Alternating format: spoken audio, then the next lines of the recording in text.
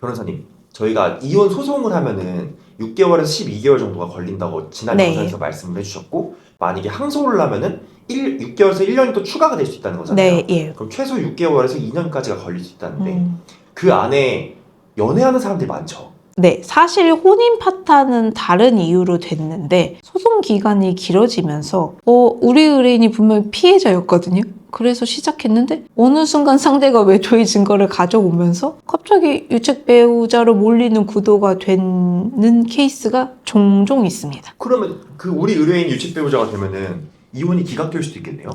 제가 진행했던 케이스 중에서 우리 의뢰인이 여자분이신데 한 20년간 가정폭력 피해자이셨어요. 그래서 저희가 가정폭력 피해자였고 112 신고도 했고 임시조치를 분리돼가지고 임시거주지 계셨거든요. 그래서 가정폭력에 의한 이혼 소송을 제기를 했는데 상대방 답변서에 우리 의뢰인이 다른 이성과 부적절한 장소에 간 영상이 제출이 된 거예요. 제가 1심에서 이혼 기각당했습니다. 근데 저희가 항소심 진행을 했거든요. 그래서 이제 항소심 재판부 잘 설득해서 힘들게 항소를 뒤집은 케이스 있었습니다. 저희는 그럼 오늘 그러면은 짧으면 6개월 그리고 길면 2년 동안의 이혼 기간 동안에 절대로 하면 안 되는 게 몇 가지가 있나요? 하면 안 되는 거요. 일단 외도로 오해받을 부분 하면 안 되시고 폭발하시는 거 하면 안 되십니다. 그리고 세 번째로는 내가 너무 양육권을 확보하고 싶은 나머지 학교 가서 데리고 오고 절대 그 뒤로 차단해버리고 아예 뺏어오는 거죠. 그것도 좀 안 좋을 수 있습니다. 네, 좋습니다. 그러면은 짧으면 6개월, 길면 2년의 기간 동안 그 이혼 소송 기간 동안 네. 절대로 하면 안 되는 세 가지는 첫 번째는 감정적으로 폭발하는 거, 두 번째는 아이를 보여주지 않는 거, 네. 세 번째는 외도인데요. 네. 자, 그러면 각각의 사례에서 좀 어떤 사례가 있는지 좀 디테일하게 한번 이야기를 나눠볼게요. 소송 중에 감정적으로 행동했다가 결과가 뒤집힌 사례가 있는지 궁금해요. 예를 들어서 우리 의뢰인이 폭언을 계속 당해오신 분이 있을 수 있어요. 아니 폭행을 계속 당해오신 분이 있는데 가정생활을 하면서 상대방을 이혼을 항상 생각하고 그때그때 있을 때마다 증거를 채취하는 거는 오히려 굉장히 드문 케이스입니다. 내가 피해자인데 계속 두드려 맞을 때는 증거가 없는 거예요. 근데 이것 때문에 이제 참았던 일방 당사자가 폭발하면서 욕설을 할 수도 있고 폭언을 할 수도 있잖아요. 근데 그 부분만 녹취되면 재판부에서 봤을 때는 이분이 유책 배우자로 보입니다. 예. 그런 녹음만을 들었을 때 또 상대가 의도적으로 편집하고 그것만 증거를 채취했을 땐 오히려 내가 가해자처럼 보이는 경우가 있을 수 있습니다. 아니면 폭발해서 요새는 SNS 많이 하잖아요. 인터넷에서 난리치는 케이스도 있었나요?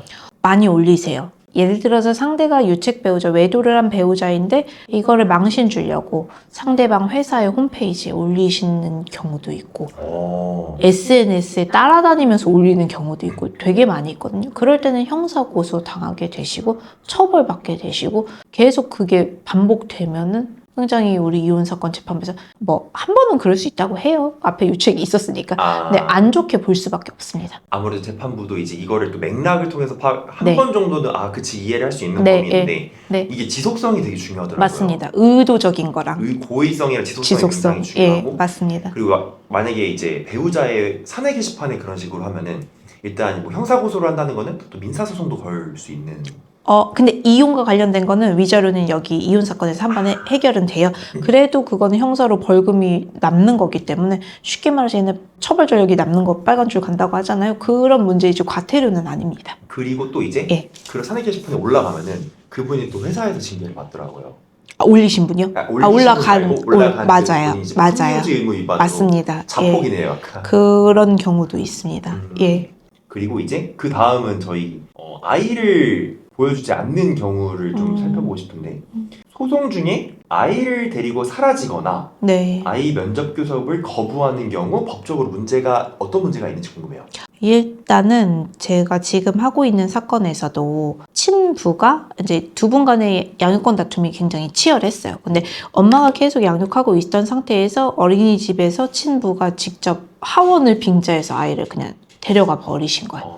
그런 이유로는 계속 저희한테 보여주지 않고 면접 교섭도 하지 않고 이제 이혼 소송을 하게 된 케이스인데, 지금 저희가 그 사건은 사전 처분으로 유아 인도하라는 거 엄마한테 그 처분도 받았지만 그분이 계속 항고 재항고하면서 다투고 있으세요. 유아 인도를 안 하는 거예요. 판사님 결정을 해도. 그 와중에 저희가 견디다 못해서 미성년자 약취행 고소도 했는데 인정돼서 지금 형사재판 받고 있습니다. 형사재판으로 넘어가는군요. 네, 맞습니다.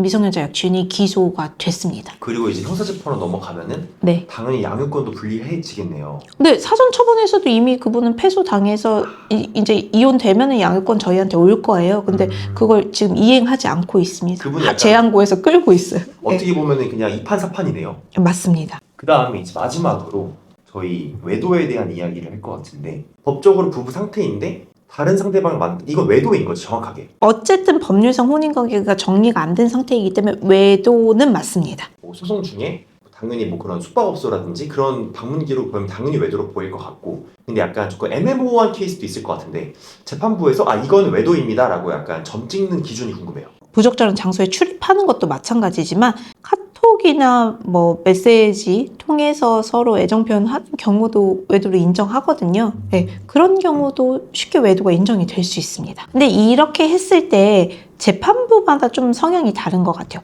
이 앞에 그 부부의 파탄이 너무 명확했던 경우에는 이디는 유책이 아니다, 상간이 아니다라고 판단하는 재판부도 있어요. 근데 아직은 법률상 혼인관계가 정리되지 않았기 때문에 위자료의 액수가 적을지언정 위자료 대상이다라고 보는 재판부도 있습니다. 재판부마다도 케이스마다도 앞에 부부의 파탄의 정도에 따라서도 케이스가 갈립니다. 근데 그만큼 그분들은 그 연애에 진심이셨나 봅니다. 그럴 수 있죠. 예. 네, 좋습니다.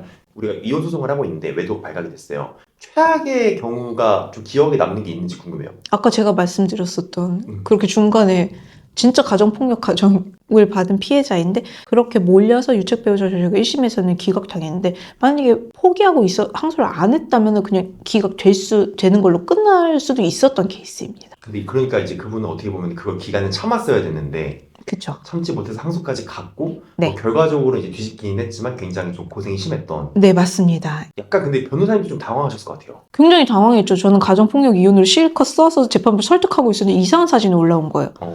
저도 힘 빠지고 변호사 입장에서 힘이 빠지고 당황스럽습니다. 그런 경우엔 조금 기존에 원래 계약했던, 그러니까 변호사님과 의뢰인과의 계약 내용이 달라지는 거잖아요. 그러면 계약 내용이 달라지나요, 실제로? 그렇지는 않고요. 네, 그냥 저는 어쨌든 1심을 맡았으면 거기까지 수행을 합니다. 할 수 있는 부분에서는 최선을 다한다. 네. 약간 이런 거는 어때요? 소송 중에도 만약에 부부가 생활비를 지급을 하고 있었다면은 이혼 소송 중에도 생활비를 지급을 해야 돼요? 원론이라고 한다면, 특히 미성년인 자녀가 있는 경우라고 한다면은 양육비 이혼 소송 중에도 지급하는 것이 맞습니다. 근데 그걸 끊으면 또 이제 불리하게 작용이 되나요? 끊으면 안 되죠. 그러면 본인의 의무를 다 안 한 거고, 그랬을 때 판사님한테 한쪽에서 사전처분 신청을 하면 소송하는 기간 동안에 임시로 양육비 얼마 지급하라는 결정을 소송 중간에 받을 수 있습니다. 마지막으로 이제 이혼 소송을 앞두거나 이혼 소송을 진행하고 있는 분들에게 이런 행동들은 좀 그래도 한 우리 1년 정도 참아봅시다 라고 좀 할 만한 이야기를 마지막으로 드리고 마무리하면 좋을 것 같아요. 일단 진정하셔야 됩니다. 좀 감정을 좀 내려놓고 이성적으로 생각해서 좀 감정적인 발언이나 행동은 자제하시는 게 좋고요. 양육과 관련해서는 서로 키우고 싶은 마음은 저도 정말 이해합니다. 그렇지만 한 번 더 아이의 눈높이에서 아이 입장에서 생각해 보시면 좋을 것 같고, 중간에 외도가 나온 변호사가 당혹스럽습니다. 되도록이면 상대방한테 오해가 될 만한 부분은 소송이 끝나고 혼인관계가 정리될 때까지는 조심하시는 것이 좋습니다. 약간 뭐 이혼 소송 중에 어떻게 보면은 우리가 흔히 말하는 썸이라고 할 수 있잖아요. 그런 건 할 수 있지만, 그래도 아까 전에 말씀하신 것처럼 뭐 부적절한 장소라든지 아니면 너무 이제 애정의 밀도가 높은 카카오톡 대화라든지 그런 거는 지양하셔라. 맞습니다. 그것도 어떻게 보면 감정을 내려놔야 되는 거네요. 감정을 내려놔야 됩니다. 정리를 하자면은 이혼 소송 중에는 감정을 내려놓고 MBTI T가 되라. 네, 좋습니다. 저희 그러면 오늘은 이혼 소송 중에 절대 하면 안 되는 3가지에 대해서 알아봤고요.